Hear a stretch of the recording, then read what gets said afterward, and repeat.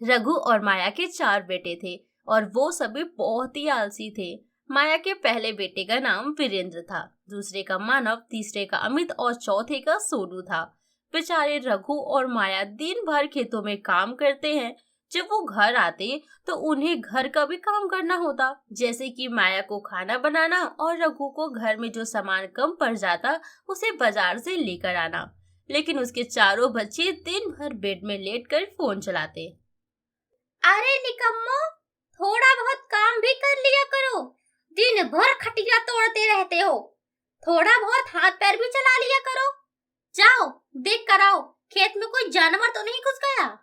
माँ, ये काम हमारे लेवल का नहीं है। हम तो बिजनेस करेंगे जिससे खूब पैसा आएगा।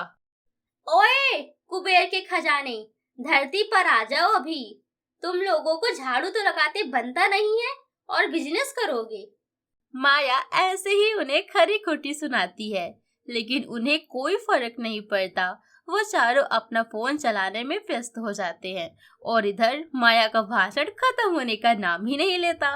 उसी समय रघु भी बाजार से आ जाता है। फिर से चालू हो गए तुम लोग। पता नहीं इस घर में शांति कब आएगी।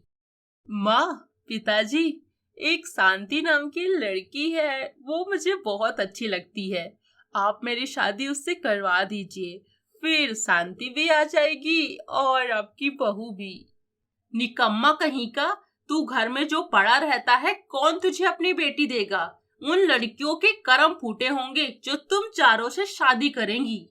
छोड़िए ना, आप भी किससे बात कर रहे हैं? आप सामान लेकर आए हैं? हाँ, ले आया हूँ, लो। माया खाना बनाती है और सब खाना खाकर सो जाते हैं।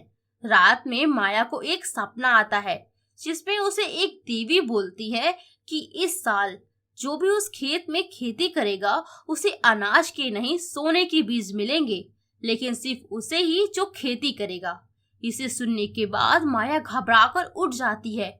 माया सोने की काफी कोशिश करती है लेकिन उसे नींद ही नहीं आती। वो पूरी रात इसी बात को सोचती रहती है। अगले दिन वो रघु को ये बात बताती है। गजब हो गया जी। क्या हुआ माया, सब ठीक है ना? आज मैंने एक भयानक सपना देखा।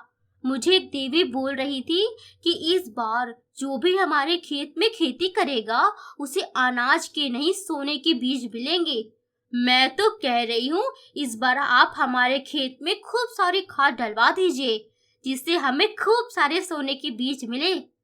अगर ऐसा हो गया तो हम सब माला माल हो जाएंगे। लेकिन ये सोने के बीज सिर्फ हमें ही मिलेंगे, मतलब कि जो उस खेत में खेती करेगा उसे ही। अगर कोई उसे चुराना या फिर लेना चाहेगा तो ये अनाज के बीज में बदल जाएगा। रघु और माया की ये सारी बातें सोनू चुपकर सुन रहा था। वो अपने भाइयों के पास जाता है और अपने भाइयों को ये सारी बात बताता है। उन चारों भाइयों के अंदर लालच आ गया। वो सोचते हैं कि वो इन पैसों से अपना नया बिजनेस शुरू कर सकेंगे, इसीलिए वो इस खेत पे खेती करने को तैयार हो जाते हैं। चारों भाई रघु और माया के पास जाते हैं। माँ, पिताजी, हमें माफ कर दीजिए। हम चारों के होने के बावजूद भी आप दोनों को इतना काम करना पड़ता है।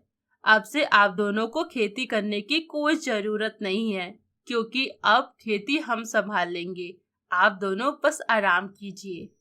नहीं बेटा, इस साल हम दोनों को करने दो। तुम चारों अगले साल से खेती कर लेना, लेकिन इस साल हमें ही करने दो। नहीं नहीं पिताजी, आप हमारी बात समझिए। आप दोनों आराम करिए। जब हम सब हैं, आप दोनों को चिंता करने की कोई जरूरत नहीं है। माया और रघु मान जाते हैं। चारों भाई खेत की तरफ जाने लगते हैं। उन चारों को देखकर रघु और माया हंसते हुए बोलते हैं, माया, जो काम मैं नहीं कर सका वो तुमने कर दिया। चलो इसी बहाने ये चारों खेत की तरफ तो गए। पता नहीं जब इन चारों को पता चलेगा कि हम इनके साथ मजाक कर रहे थे तब कौन सा तूफान आएगा। तुम उसकी चिंता मत करो, वो मैं संभाल लूंगा। अब तुम जाओ और अच्छा सा खाना बनाओ। आज हम दोनों आराम करेंगे, क्योंकि हमारे बेटों ने खेती करने का ठेका जो ले रखा है। रघु की बात सुनकर माया हंसने लगती है। उसके चारों बेटे अपने खेत में बहुत मेहनत करते हैं, लेकिन वो लोग माया और रघु को खेत के आसपास भी नहीं भटकने देते।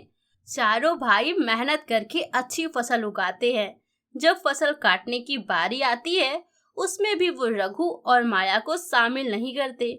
जब फसलों से चावल अलग किया जाता है, वो नॉर्मल ही अनाज थे। ये क्या? ये तो नॉर्मल ही अनाज है। माँ और पिताजी ने हमसे झूठ कहा है क्या? हमने तुमसे कोई झूठ नहीं कहा बेटा, यही असली सोना है। अगर तुम्हें इसकी कीमत जानना है तो सिर्फ 2 दिन बिना कुछ खाए रह लो, तुम्हें इसकी असली कीमत पता चल जाएगी। तुम्हें लगता है कि सोना इससे ज्यादा महंगा है? नहीं बच्चे, तुम्हें तो गर्व होना चाहिए कि तुम एक किसान के बेटे हो, क्योंकि अगर किसान अनाज उगाना बंद कर दे तो सारी दुनिया भूख की वजह से मर जाएगी। अगर हम अनाज उगाना बंद कर दे। रघु की बात सुनकर चारों भाइयों को अपनी गलती का एहसास होता है और वो माया और रघु से माफी मांगते हैं। उसी दिन से वो अपने खेत में खेती करना शुरू कर देते हैं। उम्मीद करते हैं दोस्तों आपको ये स्टोरी बहुत ज्यादा पसंद आई होगी। So do not forget for like, share and subscribe. मिलते एक और धमाकेदार स्टोरी के साथ। Thanks for watching.